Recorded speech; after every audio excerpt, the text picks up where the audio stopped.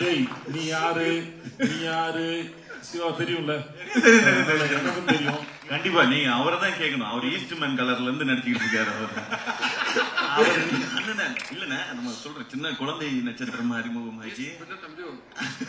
Post பண்ணி கூட இருந்திருக்காரு தம்பி. கூடு விட்டு கூடு போயிறாரு சூரியன். ஒரு நாள் எஸ்கேனோட பாடியில உடம்புல இருந்தீங்கன்னா என்ன பண்ணுவீங்க? ஒரு நாள் சேதனோட உடம்புல இருந்தீங்கன்னா என்ன பண்ணுவீங்க? போயிட்டு ஒரு 10 புடி தம்பி உடம்புக்கு போண்ட ஒரு 10 புடி செட்டு புள்ள டக்குன்னு அட்வான்ஸ் வாங்கிட்டு வந்துருவேன். ஆமா, எல்லாம் ஒரு 2030 வரைக்கும் டேட் இருக்காது. எல்லாம் பெரிய அமௌண்ட் வாங்கி பேங்க்ல போட்டு நான் படுக்க போய் நறுக்குன்னு உட்காந்துக்கிறேன்.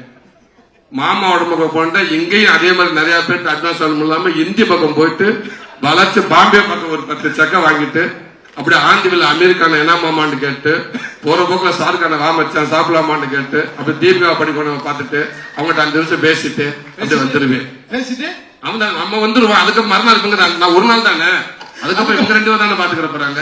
ஏன்னா அதுக்கப்புறம் அவங்க பேச அவங்க பாடு. இப்போ ஹீரோ சூரியனுக்கு ஒரு அட்வைஸோ இல்ல ஒரு டிப்போ இல்ல நீங்க ஃபாலோ பண்ற கோட்டோ ஏதோ ஒண்ணு சேதோன்னு ஒரு விஷயம் எஸ்கேன்னு ஒரு விஷயம் சொல்லணும்னா ஒரு அட்வைஸா இல்ல ஃப்ரெண்ட்லியா அன்பா எது வேணா சொல்லலாம். ஒரு ஷேர் ஏதாவது ஒண்ணு சொல்லணும் என்ன சொல்லுவீங்க?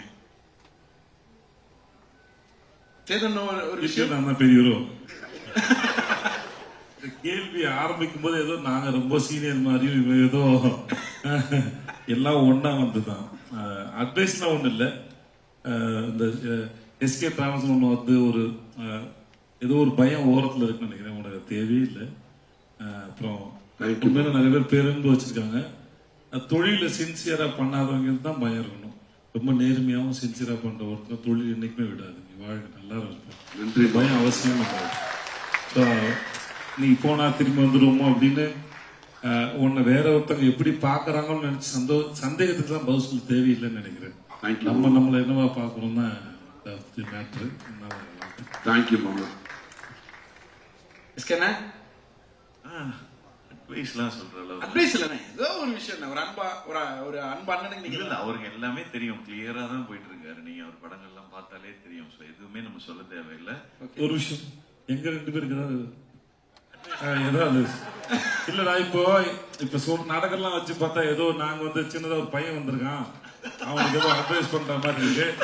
டேய் நீ யாரு சிவா தெரியும்ல, எனக்கும் தெரியும். இங்க பாருங்க, அதான் சைதாப்பேட்டையில வெண்ணிலா கபடி நடிக்கும் போது இரவு முழுவதும் தம் அடிச்சு பேசியிருக்கோம். நிறைய கதை சொல்லியிருக்கான். அவன் வாழ்க்கையே ஒரு நாள் படமாக கூட சுவாரஸ்யமா இருக்கும்.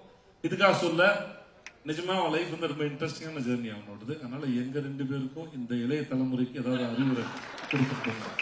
கண்டிப்பா நீங்க அவரை தான் கேட்கணும். அவர் ஈஸ்ட்மேன் கலர்ல இருந்து நடிச்சுக்கிட்டு இருக்காரு. அவர் அண்ணன் இல்லண்ணே, நம்ம சொல்ற சின்ன குழந்தை நட்சத்திரமா அறிமுகமாச்சு.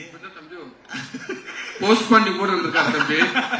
அதனால அண்ணன் தான் அட்வைஸ் சொல்லணும். நான் அண்ணன் எதுனா அட்வைஸ்லாம் இல்ல. இன்னும் நீங்க மேலும் எவ்வளவு உயரத்துக்கு போனாலும் கருப்பா நான் ஒரு கதை நாயனா மாறணும்னு எப்பயுமே விட்டுறாதீங்க. ஏன்டா அவனை எங்க போனாலும் கூட கூட்டிகிட்டே போயிருக்கேன். இதை நான் சொல்லுவேன்.